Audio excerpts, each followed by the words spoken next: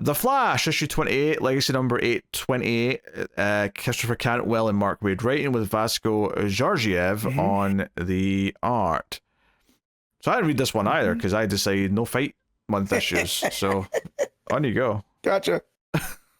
So this one has a lot more Flash in it than it does the fight. And I almost feel like the fighting stuff doesn't add up. It's a much better issue when it is Wally and Bart. But it starts with them coming through the Speed Force into... It's essentially before Barry becomes the Flash. So they're in Central City right before it happens. And the Speed Force has all the Omega energy coming through it. And Wally recaps everything that's happened in the last couple issues. Bart's kind of out of it because his powers have been stripped by the what do they call it, the Omega Force or the Speed Omega Speed or whatever. And so he's a little bit woozy. So they're like, oh, I need to get him help, but from where? And there's this really nice page where Wally talks about, he knows everything that had happened that night to Barry, and that how Barry Allen has kind of determined on what makes you the Flash, right? Everyone tries to live in his shadow because Barry is that guy, except for one person, and that's Jay Garrick. And Jay Garrick is fighting for the fate of the universe. And then it kicks into the fight stuff. And I really, really thought Wade was going to do something different. And it sets it off where it looks like Guy and Jay are going to start fighting, and Guy brings his fist back, and he goes to launch at Jay, and Jay's like, wait. And they never said anything. We have to fight. We just have to win. And he goes in because they're in Jay's, the lab that created Jay Garrick, right? The experiment. And he pulls out a checkers game. And he's like, look, man, let's just play checkers. Let the best man win. We come to find out that Guy's never learned how to play checkers, right? And so he gets frustrated and flips the table. Whoa, 1 second here. Not having learned how to play chess, I understand. Chess has complex rules, different pieces move in different ways. Checkers is chess for dumb people. How has Guy not learned how to play checkers? You just said it. So, right. So he keeps trying to make these moves that he can't make. And Jay's like, do you not know how to play checkers? And this when he flips the board, he's like, so assume you don't know how to play your stupid old man game. Right. So for Guy, it's an old people's game. That's why they're not playing it. And so then the fight starts happening. So Guy starts yelling at him and was like, you know what? You should just do the world a favor and retire. We don't need the Jurassic Society, which is, that's a pretty good slight to call the old members of the Justice Society, right? And he tells them that, hey, hell, if Wildcat knew when to call it quits, he'd still be alive, right? So they're pulling in from Lemire's stuff. And that's where Jay gets mad and he wings his hat at Guy. And then he starts running him into a circle.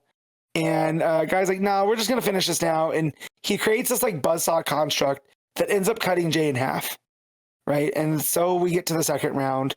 We end up getting, I forget which timeline it's from, but it's where Jay Garrick just is the living Speed Force. And so they're in, it looks like Central City. And Guy takes the Red Lantern form, from his time there. And Jay essentially just wipes the floor with him because he's living Speed Force, but he lets Guy know, he's like, the red isn't what you're supposed to be. You're a Green Lantern through and through. The red's not a good fit for you. And he essentially fills up Guy with Speed Force energy into his ring to make it explode. And then it gets to this interlude, which again, I appreciate Wade for making this issue feel different, and Cantwell, I guess. And it's the standoff between Gorilla Grodd and Darkseid Booster. He tells him, you're no match. You're just, Gorilla Grodd. And he says, there's, no quorum, no chaos. The Time Trapper falls. The World Forger falls. Booster falls. And he says, you're wrong. I believe Booster remains. Right? So Gorilla Grodd's main problem is he believes in Booster Gold. Right? For whatever reason. And then Darkseid attacks him, and we see into the fight that's going on in KO.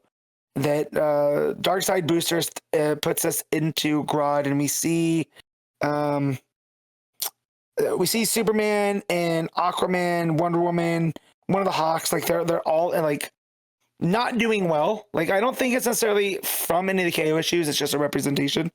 And then we get Lex in his issue getting a sense of what's going on, which I do like. It gets back to the fight stuff where this is where it really falls off for me, because it starts to get like every other of the KO fight issues. Guy ends up not taking a green or red. He takes that warrior, right, where he has the Vudarian. He can transform his body into different weapons.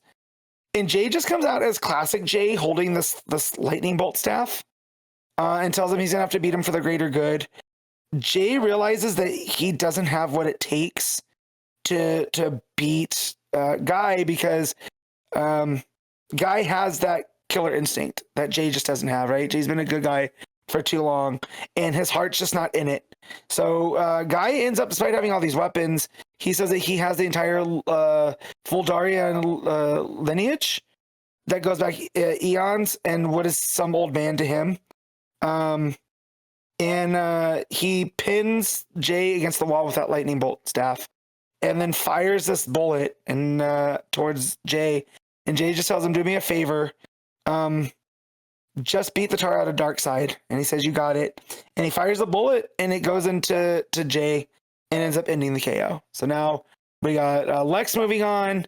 We got Guy moving on, Superman, Wonder Woman, and Zatanna. I don't know Cyborg and Swamp Thing, nor Hawkman or Aquaman. So that's where we're at through this. And then we get back to the Flash stuff, where it goes into Central City. It's like a couple minutes later from where Wally and Bart were, and they're at Iris's house, and she's talking to somebody on the phone, talking about Barry, about he's a forensic scientist. They met at a crime scene. Took him forever to ask to date, but he's so sweet. And there's a knock at the door, and it's Wally carrying Bart, and he goes, "Hey, Miss West, I've read a lot of your work. I need help." And he just leaves the kid there with Iris. Iris is like, "Who the hell are you?" It's like, he goes to explain. He goes, I'll be back. Just trust me." And Iris is like, "No, you're not just leaving this kid here." He goes, "I'm sorry, Barry Allen's in grave danger. I gotta help him." And that's where the story leaves off. Georgiev's art during the fight stuff looks really good. He plays with a lot of the different forms really, really well. And each round does feel different. Like the backgrounds and all this, he does a very good job at making each feel very unique. But again, it's just a fight issue. Where this issue, I think, got me really well was WAID and Cantwell insisting still that it's still a Flash issue, and it's pushing that part of the story along about what's happening with the Omega Speed and Barry and Wally, and them having to get, essentially feels like timey-wimey shenanigans, that they're gonna have to stop him from becoming the Flash, because if they stop him being the Flash, then the Speed Force isn't created, which then they can't have the Omega Speed, this, that, and the other. I do appreciate them pushing that story along. As for the KO stuff, super disappointed that Jay didn't go on, because I would have liked to have some, as much as I love Guy, having Flash representation there in the end would have been really cool. But yeah, again, just repetitive, and I'm glad we're done with these for the moment. But yeah, I'll give this a 7.